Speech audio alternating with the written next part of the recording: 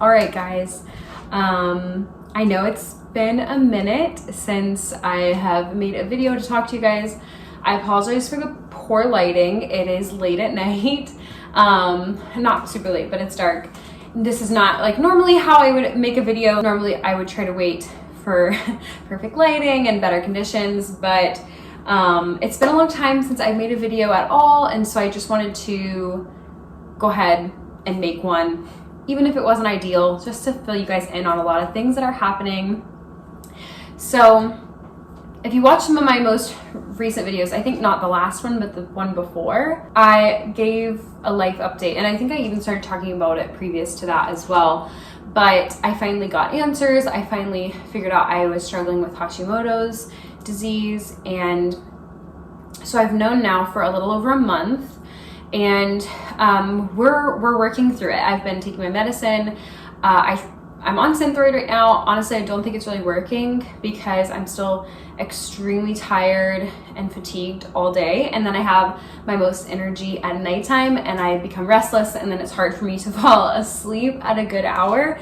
So our schedule and like circadian rhythm has been all messed up recently, but kind of hence why I'm doing this at nighttime, because this is just like when I have the most energy to do it, and my husband is helping to get my daughter to sleep, and so it's easier to kind of do things when I'm not bothering him and in his way, and also when she's not like being super loud and everything. So this is just when it worked out, but I'm sorry if it's lower quality than what, you know, we've come to expect. So I do need to make some cookies. Right now it's the day before Easter. I'm hoping this will go live the Monday right after Easter. So quick turnaround, but hopefully this will be a nice short video. I have a lot of things to update you on, so I'm going to try to go through it as quickly as possible, but I do need to make these cookies for Easter tomorrow, and the cookies are relevant. You'll find out in just a minute. All right, so let me soften my butter really quick. Just pop it in the microwave for a few seconds. I'm gonna try to remember that I'm making a double recipe. Sometimes I forget to double the ingredients like halfway through, so I'll try to not forget. Anyways, like I said, I have a ton to update you guys on. The major thing first I wanted to update you guys on was I'm still navigating the Hashimoto's thing. It's still kind of having a hard time, so that's why I've been a little MIA. But I do have an appointment with my doctor in the next couple weeks, so hopefully we can sort out the reason why. I suspect it's that I'm not on the right medication, but I'm sure she'll help me figure it out. But regardless, I think it's just something I'm going to be working through for a while anyways.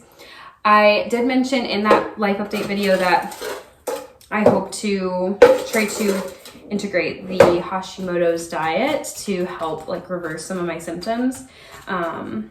And I bought a book called Hashimoto's Protocol. I haven't started reading it yet, but I hope to read it this week. So I'll definitely be updating you guys on just like what I've found and what works for us. And so if you're kind of, if you also have Hashimoto's and that's how you found my page, and you need, you know, some tips, or you just want to like get some new ideas, then hopefully I'll be able to help. I actually know quite a few people with Hashimoto's disease, so I feel like I've gotten opinions from quite a lot of people of like how best to deal with it. So that's cool. Yeah, well, so we've obviously like we've done a quick Google search so far just to like start the process, even before we like dive deep into the research, just to start doing the best we can as quickly as we can. And what I've found is that it's a pretty restrictive diet. You know, like you're supposed to limit inflammatory foods. So low to no gluten. Hold on, I need my bowl. So low to no gluten, staying away from refined flours, refined sugars, synthetic oils, things like that. So basically the Hashimoto's diet consists of a lot of different components, and the overall gist of it is just eat less processed foods, eat more whole foods. And so we've been trying to slowly incorporate the diet into our lives by, you know, like we've stopped buying like all-purpose flour and white sugar, and instead we're buying pure cane sugar and opting for wheat flour or sourdough. And so, or just like non-gluten alternatives, but it can't be rice or like white rice because I'm supposed to eat brown rice and I'm not supposed to have potatoes. I'm not, like, there's a lot of, from my quick Google search, it's a pretty restrictive diet, but I don't know. I kind of have this philosophy of like, you know, I'd rather follow it halfway than not at all, just because it's hard. So, you know, just because it's hard, not saying like, oh, well, then I'm just not gonna do it. I'm not gonna try because it's too hard. I'd rather just follow it halfway, and, you know, have my body, you know, 50% better. Anyways, this is a whole tangent. And like I said, I hope to be making more videos about my journey with Hashimoto's soon. So I'm not gonna go into it too much more. Just know that I'm still struggling with that, and I'll get videos out when I can, and I hope that that's more often than I have been. So, you know, obviously I'm not like completely inept. Like I'm still able-bodied, and I can still, like, you know, I still have energy to do some things. But I will say the past month or so, I mean, we're always busy and we always have a lot of things that could take our time and attention. But some things that are really big priorities for us have been taking a lot of time and attention recently.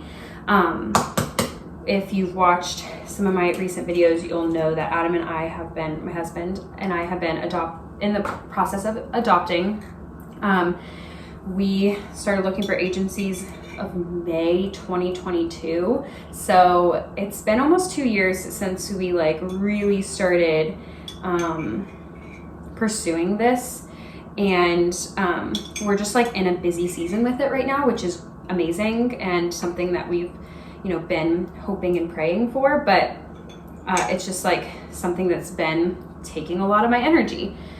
That is another reason why I haven't really been able to dedicate as much time and energy towards YouTube.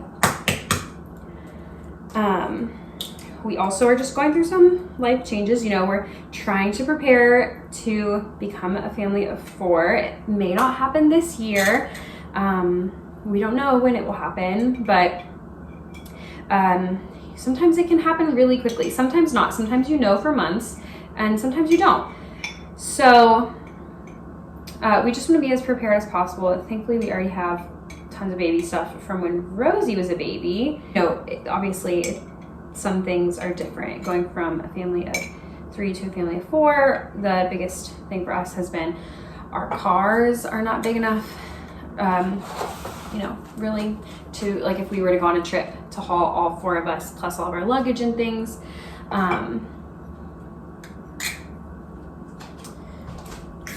So we've been searching for a car recently, which is just like taking a lot of time. Because we're trying to save up so much of our money for adoption, we don't have tons of money to just like throw around at a car. So we're trying to find one used, but it needs to be big enough, but within our budget, and not so old that we'll have to replace it in a couple years. And so we're just like really waiting and trying to find the, you know, the right car. And that's also why we're starting super early instead of waiting until we already know that our 4th kid's on the way. So that kind of leads me into our next big update, which is that we are hoping to be able to sell at a farmer's market this year. So my husband he loves baking. He makes sourdough, he makes all kinds of breads. He loves experimenting with different like pastries and other types of baked goods. I tend to stick within my comfort zone, but what I do in my comfort zone, I do really well. So we're hoping it'll be a good team effort, which is part of the reason that I'm making these cookies. And honestly, you're gonna see a ton more baking content from us. If I do any types of vlogs or anything, it'll probably include a lot of food and a lot of baking, because we just decided we wanted to apply for the farmers markets like in this past week, and like the deadlines are in 2 weeks. So we want to make sure, and then like a lot of them start in May, so like just a month away. So we need to like use this upcoming month to really figure out what recipes we want to put out there, like what baked goods we want to put out there. And so we're trying to like perfect our recipes, make sure that we would feel comfortable selling this, and then also just kind of like assess like the time and resources used so that we can get good pricings, you know, in our heads and everything. So that's part of the reason I'm making this, because I hope to take these cookies to the farmers market when we start doing that. So I'm really excited, and I'm hoping to make tons of content about the farmers market. So whether that just be like, you know, recipe ideas and, you know, the things that we take, or whether it be kind of the logistics of running a stand at a farmers market. I just think that kind of stuff can be interesting, whether you're hoping to do that or not. But also because we're also in this journey of starting this new diet, we are trying to adjust a lot of things to fit what I can eat. And so, like, I'll just say, for instance, like one thing, I mentioned that we've been switching from white sugar to cane sugar, but another thing that we're doing is in recipes where, you know, because it'll be a slow transition, and we're trying to go mostly to sourdough because my husband loves making it. We already have sourdough starters, and it's just like seems to be the easiest, cheapest, most accessible way of making baked goods that I can eat, and that we know will taste good. But one thing that we've also been doing is, because we have tons, probably like, I don't know, 25 pounds or more of all-purpose flour that we need to get rid of. And so we've been doing half all-purpose and half wheat. Wheat is not a refined grain, or at least it's not as refined as all-purpose flour, and it has a inherent lower gluten content because it has like a higher fiber content or something. I don't know. I'm not a food expert. This is, again, all just from like quick Google searches that we've done, but I mean, I feel like it's common sense. I mean, correct me if I'm wrong, like please educate me, but I feel like it's common sense that whole wheat is a whole food, or at least close, like whole food adjacent maybe, whereas white flour, all-purpose flour, is a very processed, highly refined food. And so we're trying to get away from that processed, refined food. So doing half and half is a really easy way to not change up your recipe too much and still like get a good texture and flavor and all of that, but to have like a lower gluten content and be less inflammatory, less refined, whatever. I think I'm doing a good job doubling this recipe. It's hard for me to talk and pay attention at the same time, but I think I've been doing a good job, so that's good. Let's see.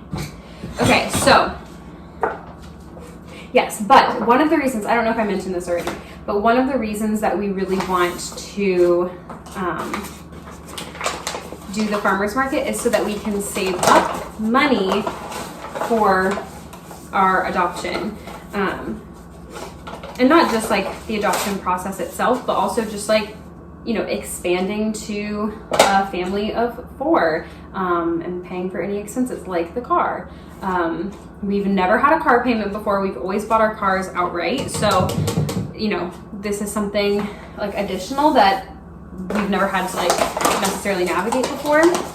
And if you've been following, you know that I just became a stay-at-home mom. I've been a stay-at-home mom on and off since I've had Rosie, but from the time that she was 9 months old until the time she was like 2.5, I worked. So that was a fairly long stint of working. And so then, and my husband was working part-time for a lot of that. And then he went full-time in July, and I became a stay-at-home mom in June. So basically at the same, like at the end of June, I stopped working, and at the beginning of July, so it was like a week different. But anyways, and so like the finances is something that we've definitely had to like figure out and navigate, and now adding a car payment in, it's just something different and new. And so we hope that the farmers market will be a good way to help us save up for some of these transitions. You know, we also want to buy a bigger house soon. After we adopt, we'd love to have another kid or kids. And so we're going to need more space than what we have now. And especially like my husband works from home a lot. I'm always at home. We just like, it gets very cramped and crowded, especially not really having a backyard. So I digress. We are excited for the farmers market for a lot of reasons, but hopefully it will provide a lot of really cool opportunities for us, like financially and just like, yeah, I don't know. We're excited. So we're gonna be navigating all of that within the next month. And I feel like there was something else that I wanted to tell you guys. I know I've been navigating my disease, the adoption updates. We're really moving along with that, and the car and all of that good stuff, and the farmers market. So, oh yeah, one thing is we're hoping that we'll get the car relatively soon, so that way we have the space in our car to like haul our equipment back and forth to the farmers market. So that's 2 tablespoons of cocoa powder. So that's, you know, a big goal of ours as well. So the sooner we can find a car, the better, because like I was mentioning earlier, you know, it can be a little bit time consuming to be looking for a new car. Like today we drove an hour away to a car dealership that we thought had a car that was going to work for us, and it ended up not being what it claimed to be online, and it didn't work for us at all. So that was a bummer. It was a waste of, you know, a couple hours, and you know, just it was not a super fun or ideal situation. So that has been, you know, just, it's a lot of time, it's a lot of energy, it's a lot of just like, I don't know, it's just kind of exhausting. I hate looking for cars. I always have, and I always end up buying like the first car that I can, because that even like vaguely fits what I want, because I get so exhausted so quickly. Oh my gosh, I can't believe I almost forgot. Literally the biggest reason why I decided to make this video. This is what I'm telling you, like the brain fog. I think I mentioned this in my video where I talked about being diagnosed with Hashimoto's. Like I kept thinking I was pregnant because I was having all these pregnancy symptoms, like losing my train of thought and having brain fog and stuff. Seriously, I cannot. Literally the biggest reason I was going to make this video is because on my website, I'll link the video so you know what I'm talking about. But I released this video a few months ago, back in January, and I had mentioned like I was launching my website and I was putting out a free product. It was to keep track of the hours spent outside, like the hours that your kids or you spend outside. And like a lot of people have the goal of 1,000 hours.